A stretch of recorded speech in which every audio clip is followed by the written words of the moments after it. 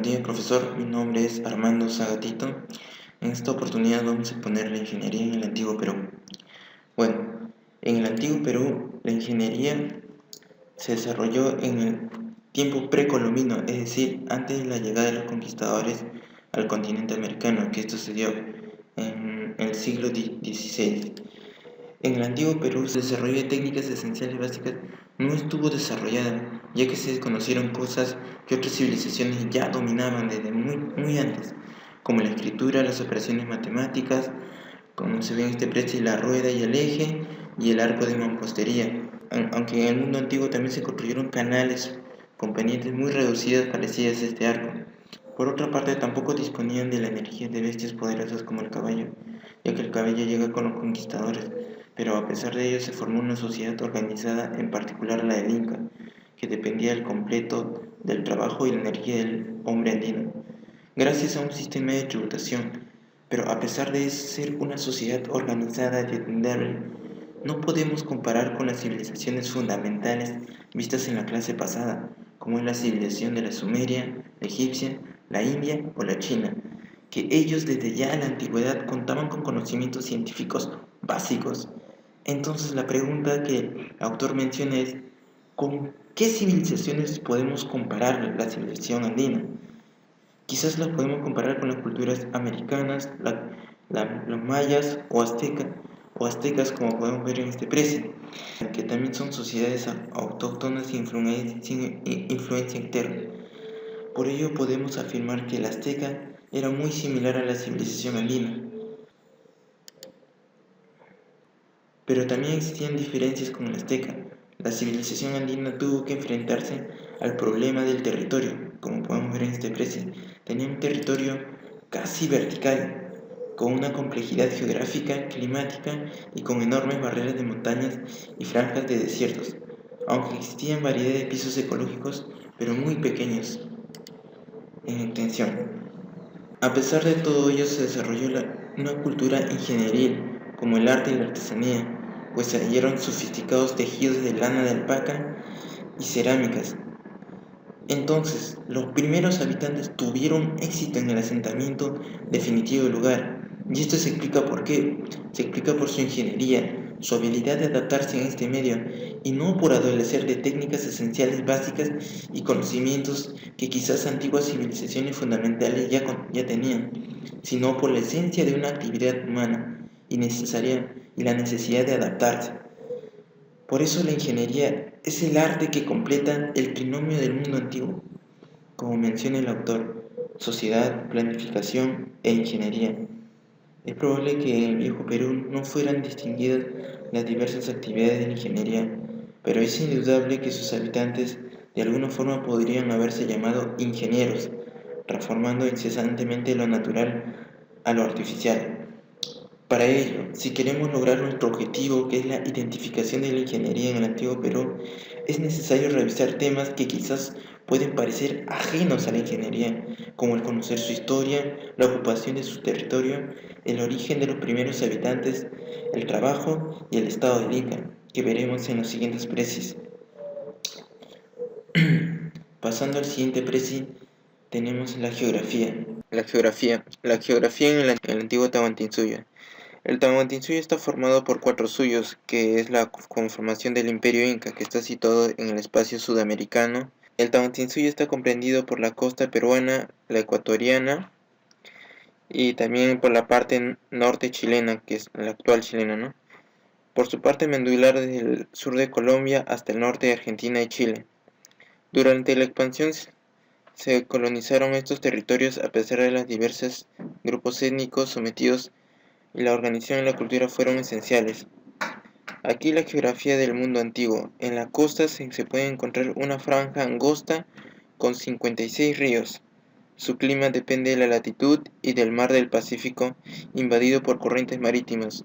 Una de las corrientes más conocidas es la corriente helada de Humboldt. En la parte central de los Andes se encuentra la cadena de montañas que se elevan aproximadamente a 6.000 metros sobre el nivel del mar. Una importante cuenca es el lago Titicaca, donde se origina la civilización andina, como se ve en el preci. Esta civilización está dedicada a la agricultura, por lo que se ven los andenes que tocaremos más adelante.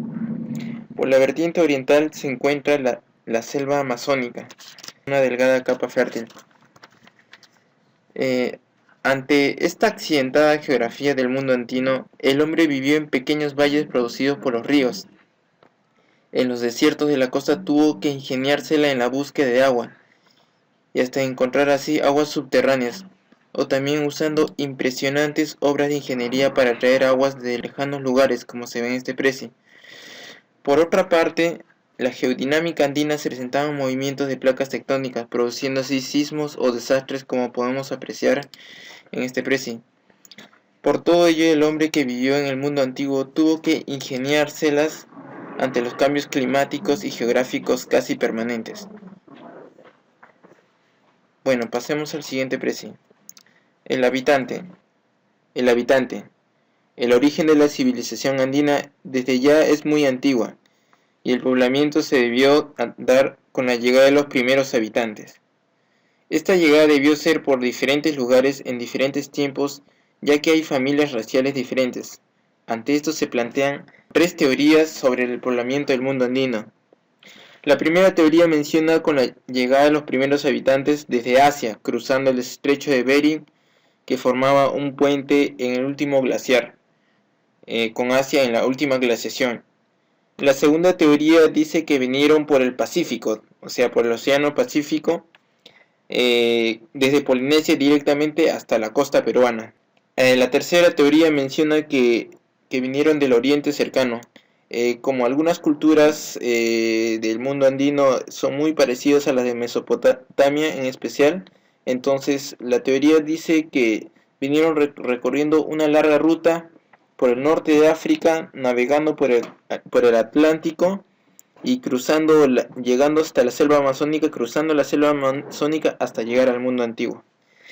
Estas teorías se basan en los hallazgos y similitudes con lejanas culturas, pero no hay dudas sobre el cruce del estrecho de Bering, ya que hace 15.000 años, en la última glaciación, se formó un puente con Asia.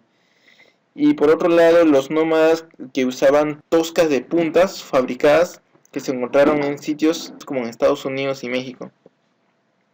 Los nómadas avanzaron lentamente, lo cual los impulsaba a movilizarse el agotamiento de los recursos de la flora y fauna, por el cual iban avanzando en busca de nuevos recursos.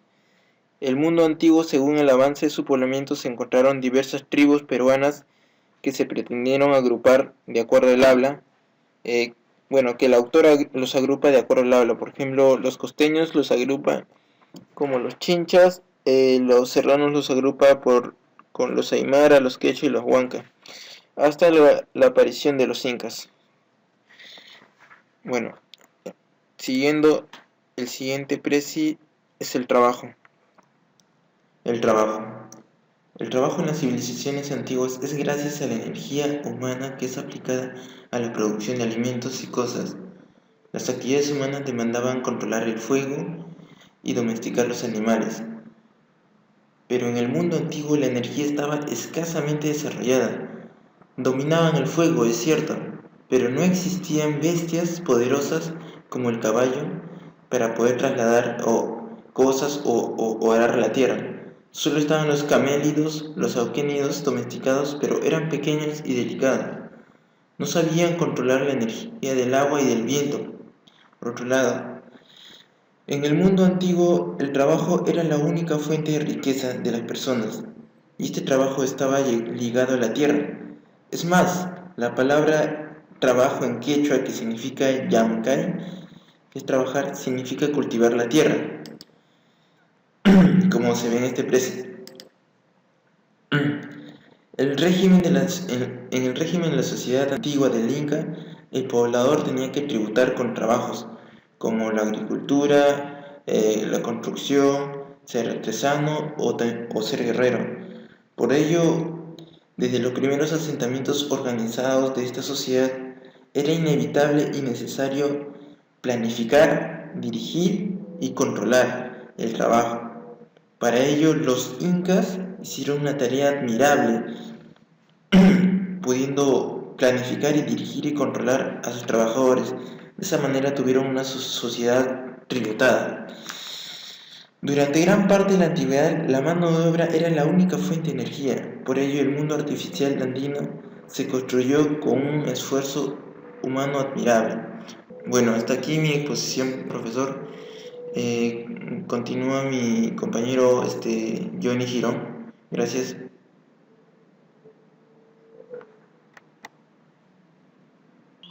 Buenos días, profesor. Mi nombre es Johnny Girón y voy a exponer lo que es transmisión y conservación de ideas. Buenos días, profesor. Mi nombre es Johnny Girón y voy a exponer lo que es transmisión y conservación de ideas. Y el cómo compartir sus conocimientos se tienen esquemas o dibujos en los que expresan cómo compartir sus conocimientos. Se tienen alguna construcción o dibujos en los que expresan.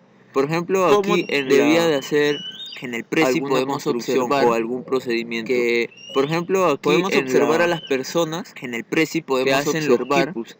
Se dice que estos quipus eran podemos observar a las personas podían ser leídos que hacen los por quipus. El mismo se dice que estos quipus eran había hecho. Solo las obras durables utilitarias por el mismo y hasta estéticas los se producían por medio de las obras durables utilitarias económicas, ya que la escritura y hasta estéticas se producían por medio de la transmisión de dibujos. Existen ya que la escritura piezas cerámicas convencionales de los mochicas y los incas que parecen maquetas.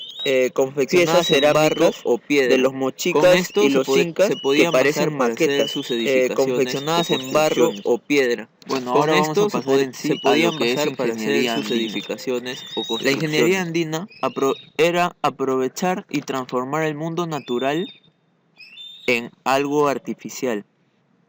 Está hecha para dominar la naturaleza y tiene como propósito progresar y lograr el bienestar, tanto el bienestar comunitario como el bienestar individual.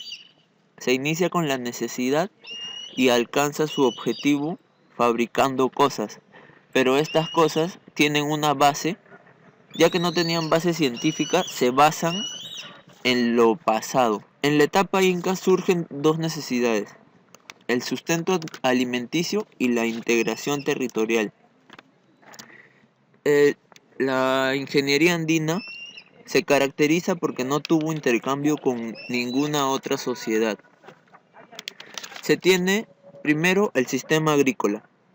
El sistema agrícola es el arte dependiente de la ciencia de seleccionar especies adecuadas al entorno ecológico, para de esta forma cultivarlas, hacerlas crecer y por último cosecharlas. También se tiene la domesticación de especies y a su vez debe manejarse el clima, el agua, los abonos, la tierra y la energía.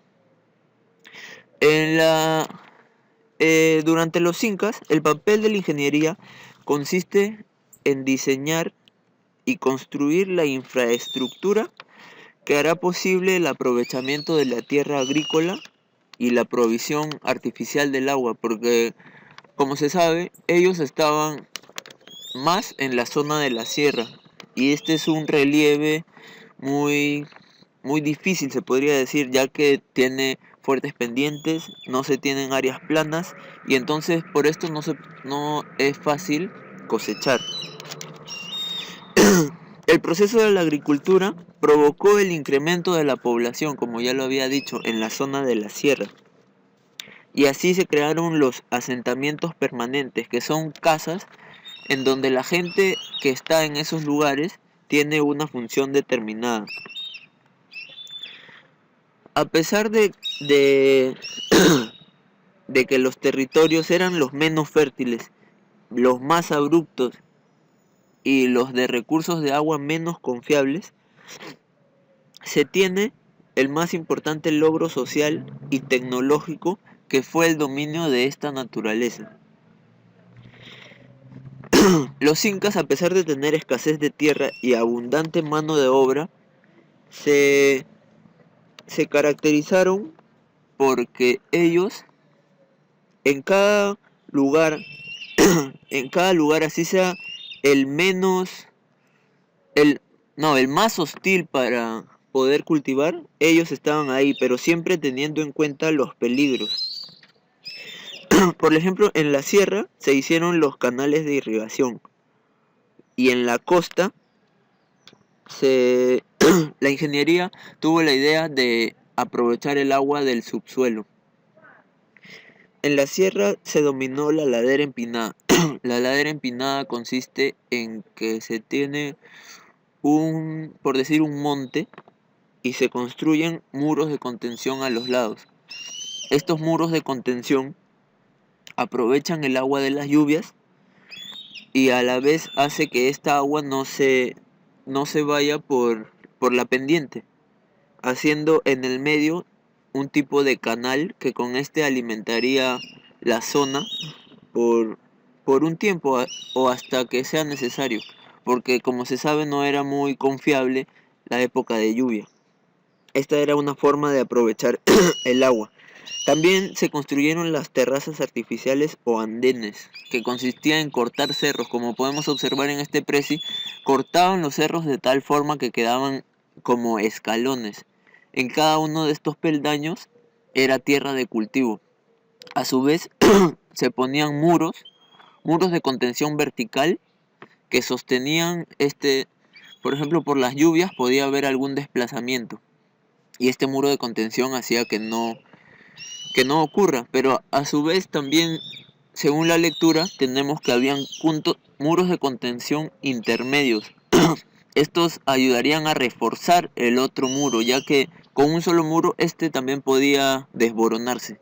Entonces tenían doble seguridad. El sistema agrícola también consistió en la domesticación de los auquénidos. Se tenía a la llama. La llama, su principal función era de carga. Aunque solo podían cargar 50 kilos, era de ayuda. A su vez, la llama también daba carne, daba lana y daba su pellejo, al igual que la alpaca. La alpaca también daba lana, carne y su pellejo. Luego se tiene el sistema vial. El sistema vial son los primeros caminos que procedieron de los senderos. Fue el vínculo entre un lugar y otro. El camino es la primera materialización de herramientas que se tiene. Se tienen dos tipos de caminos. Se tiene la red vial y se tiene el sistema vial. La red vial, su propósito es ir de un lugar a otro, pero teniendo en cuenta el tiempo, ya que el tiempo en algunos casos era muy necesario, como para los chasquis, cuando tenían que proporcionar mensajes importantes.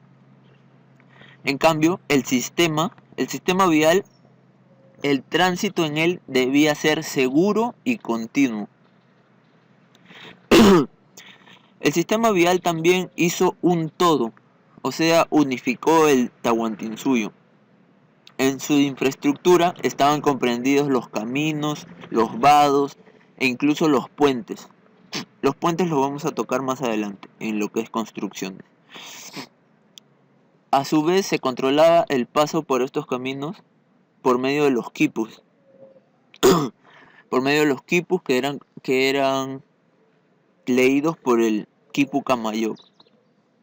En la costa se tiene que los caminos eran rectos debido a su relieve y a sus ríos de muy poco caudal. Los caminos eran rectos. En cambio en la sierra los caminos eran curvos por el relieve. Bueno, aquí tenemos lo que es construcción. Se crearon los puentes. Los puentes, como observamos en el preci, eran hechos de soga y eran puentes colgantes. Eran construidos por los pobladores de las áreas vecinas al cruce. Y estos eran los encargados de recolectar los materiales que iban a utilizar a la hora de realizar el puente. Se tenían sogas de aproximadamente 12 centímetros de diámetro y por lo general estos puentes, al ser hechos de fibras naturales, no duraban mucho, por lo cual tenían que hacer un puente Por lo general era un puente muy cercano a este que servía como reemplazo temporal cuando este se encontraba en mantenimiento, por así decirlo. La técnica constructiva andina.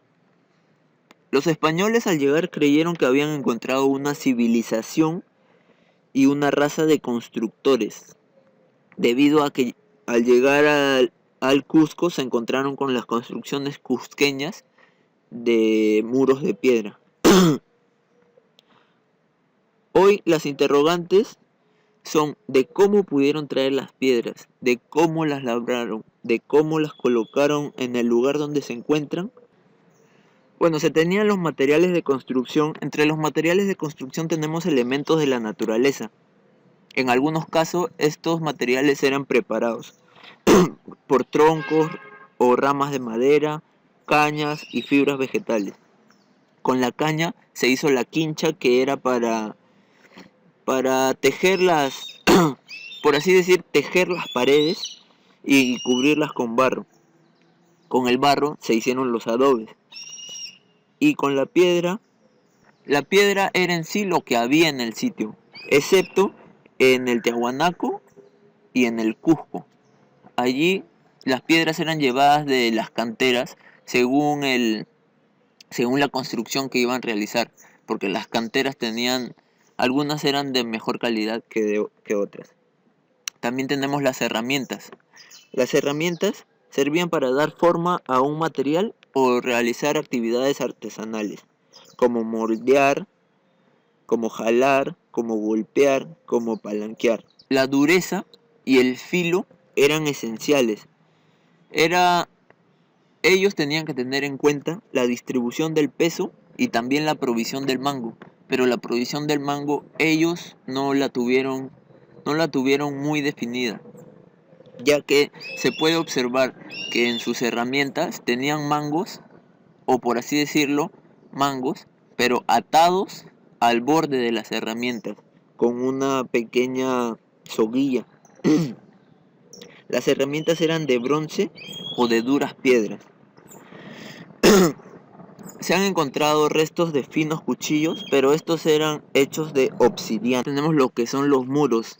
Los muros son la esencia de las edificaciones, destinados a la contención de la tierra en algunos casos, pero también eran para las construcciones o casas artificiales. En la sierra, los muros tenían una base de piedra para protegerlos del agua.